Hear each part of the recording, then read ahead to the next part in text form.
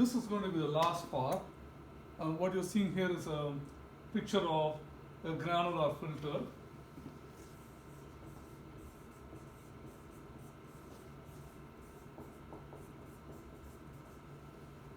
So let's look at the different components in the granular filter. So what we have is valve A,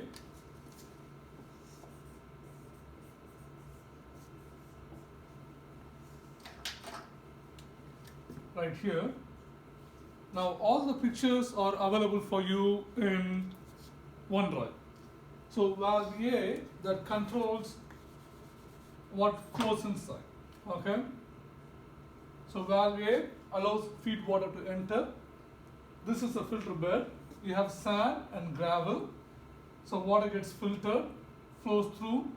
You have valve C right here. Valve B is right here. So if the valve C is open, water gets collected here. So you run the filter, open the valve A, C, filter the water. Let's write that down. So open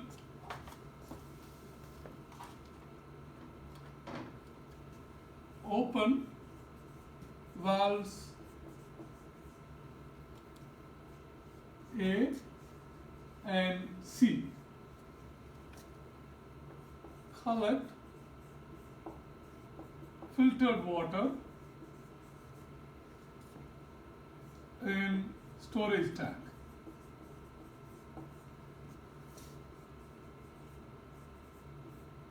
Turbidity less than 0.3 NT. Okay, so all the other valves are closed. All other valves are closed.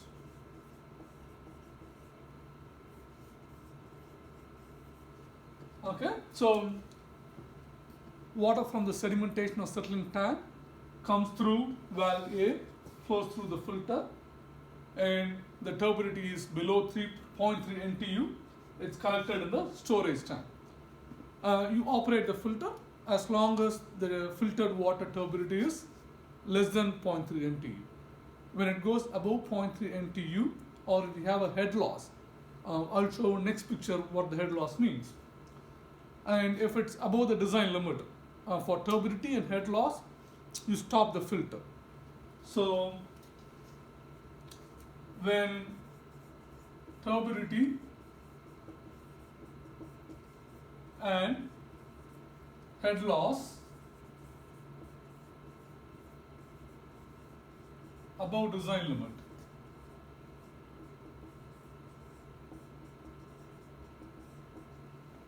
close valves A and C. Okay, so we operated the filter, water from the sedimentation basin. Let's assume it had turbidity of 2 NTU. It got filtered water. You ran the filter till the filtered water turbidity was 0.3 NTU or below. At that point, all the other valves, E, B, and D, were closed.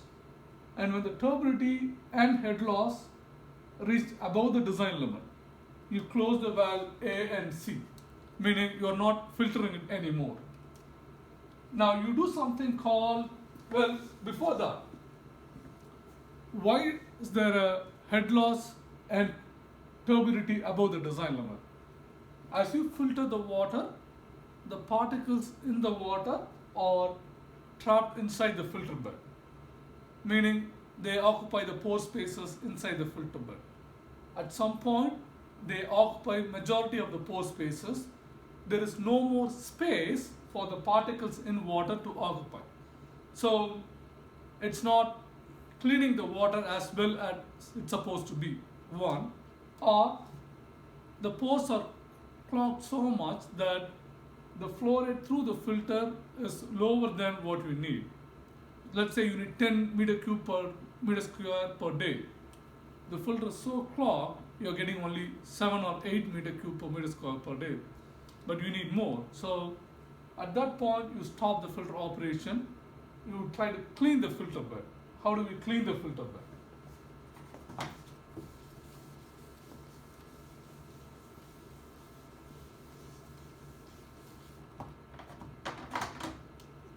Backwashing.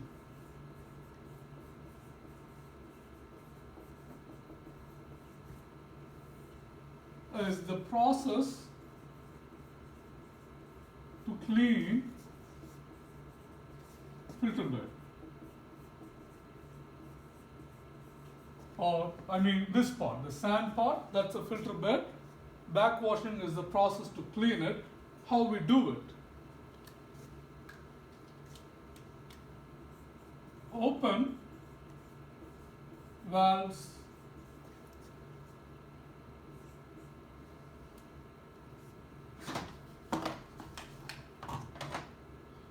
E and B. All other valves closed.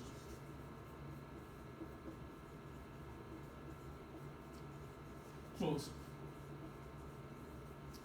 Okay? So when that is the case, now you have valve E and valve B open. So water from the wash storage tank will flow through the valve E. Since C is closed, water cannot go. So it's going to travel in the reverse direction, go to the top, come here and flow through B. Now we have E and B open. So water will flow in the reverse direction, get here, A is closed, so it's going to flow here and go through B and go to filter to waste valve.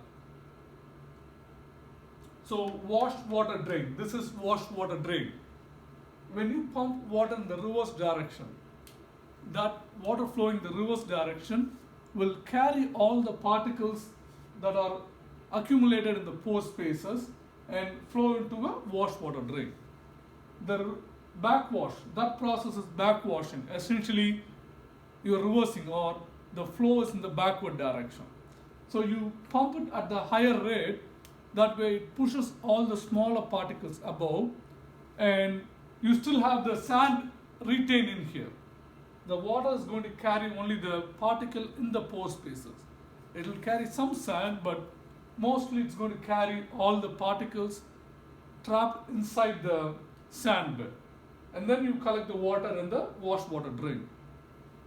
Now, based on practice and pilot study, you know how long and how much water to pump to clean or to backwash the system.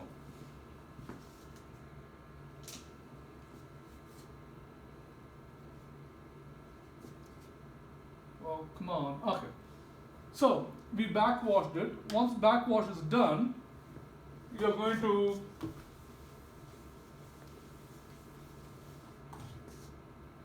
close after backwashing.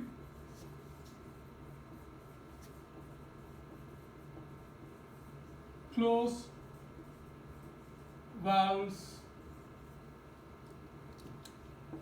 B and E, open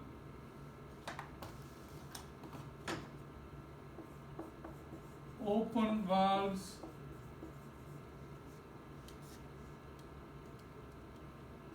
A and D. So what we are trying to do now is we backwashed it, cleaned up or removed all the most of the particles that were occupying the pore spaces. Now we close E and B and C, open A and D. You are pumping untreated water, A and A, so it comes through, flows through the filter. Now C is closed, D is open. So water, instead of going towards C, it's going to take this path, go to D and go to wash water drain. So what happens is, when you backwash, you kind of disturb the entire filter bed. And so in that process, you remove all the particles that are in the pore spaces. That is good. But you also disturb the arrangement of sand. when you filter, when you open valve A, water flows here, the sand is going to get rearranged, meaning more particles are going to flow through the sand. So your initial turbidity is going to be high. And you, instead of collecting the storage tank, you open D, send that first, it takes about 30 minutes. First 30 minutes water to the wash water drain. Within 30 minutes, the sand particles will rearrange, and then the water flowing through this will have a turbidity of less than 0.3 NTU. At that point, you close D and open C. So initially, water is sent to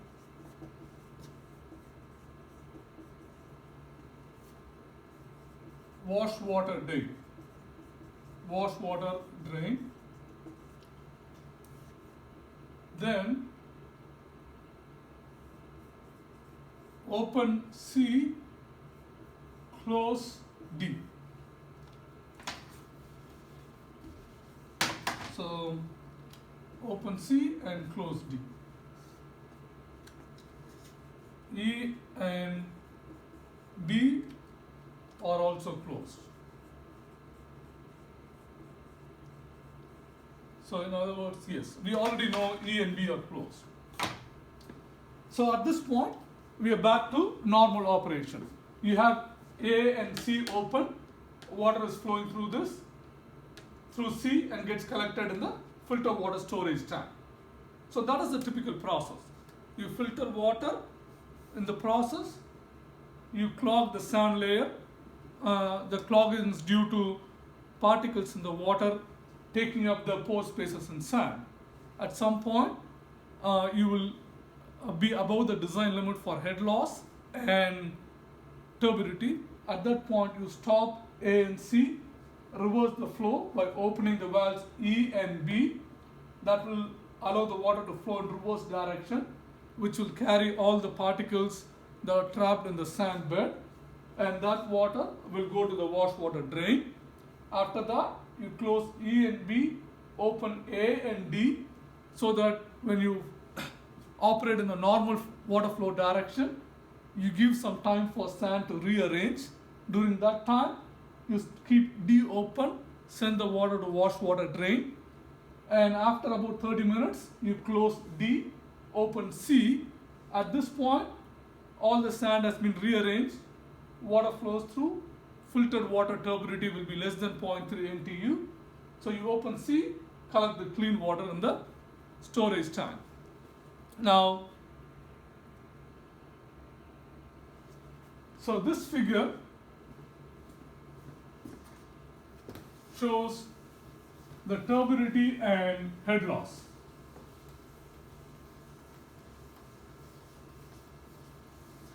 So the upper panel or the top figure is for turbidity in NTU, minutes, 0 to 30 minutes, and then hours.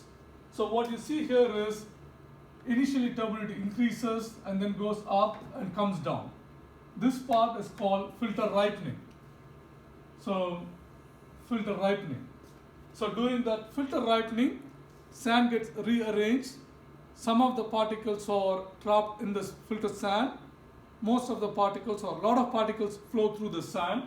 So it's going higher. As the sand is getting rearranged and some of the particles in water are occupying the pore space, your filter gets more efficient. So the turbidity drops. And between 30 minutes and 80 hours, your turbidity stays below 0.3 NTU.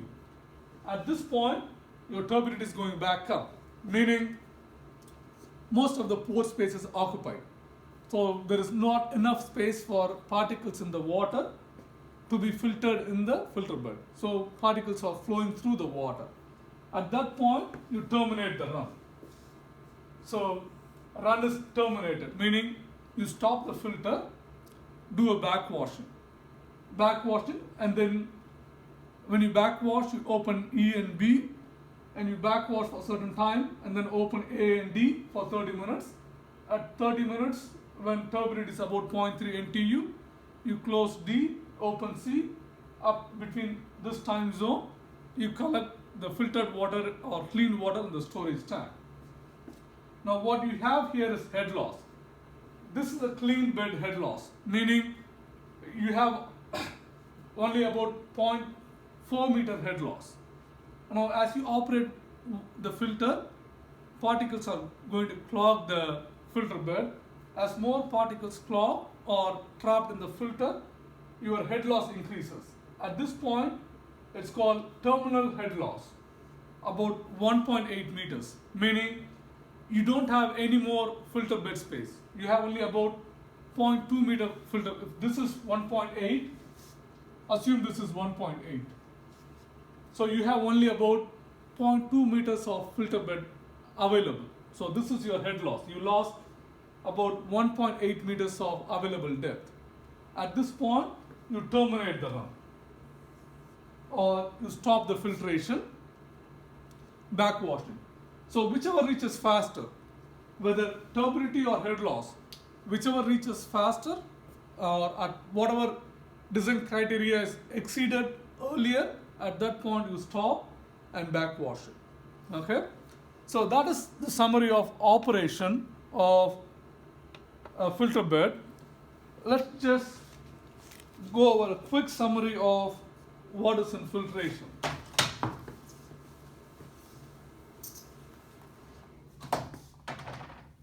So, summary.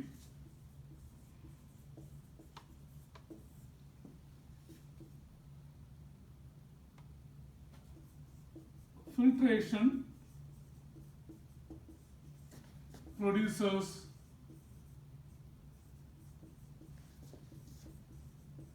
turbidity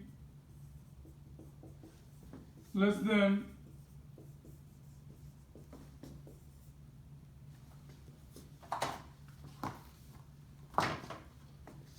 0.3 NTU. You need 0.3 NTU or less because that is the drinking water treatment requirement or standard. Now we looked at types of filters. So we saw slow sand, rapid sand, we saw dual media and multimedia or trimedia.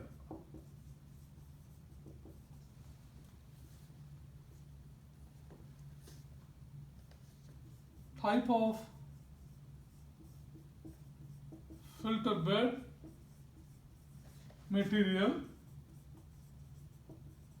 depends on specific gravity or the density.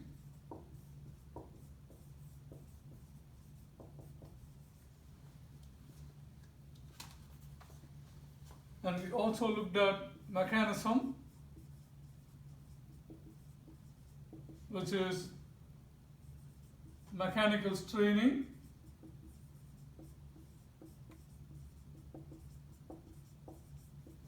sedimentation,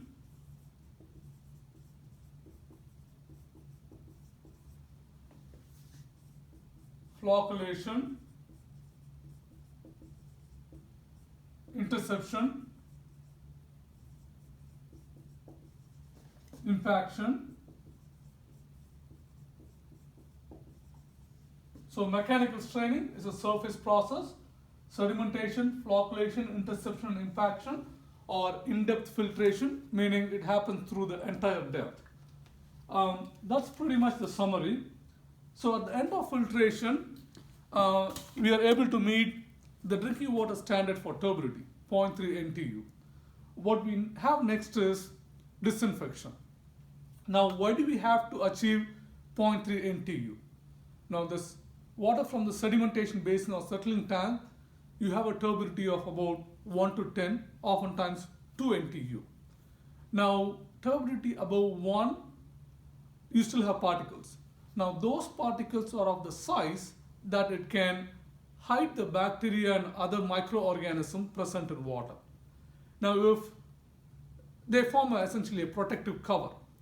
if the particles form a protective cover on microorganisms, when you apply disinfectant or when you try to disinfect, the disinfectant will not be able to reach the microorganism because the particles are providing a protective cover.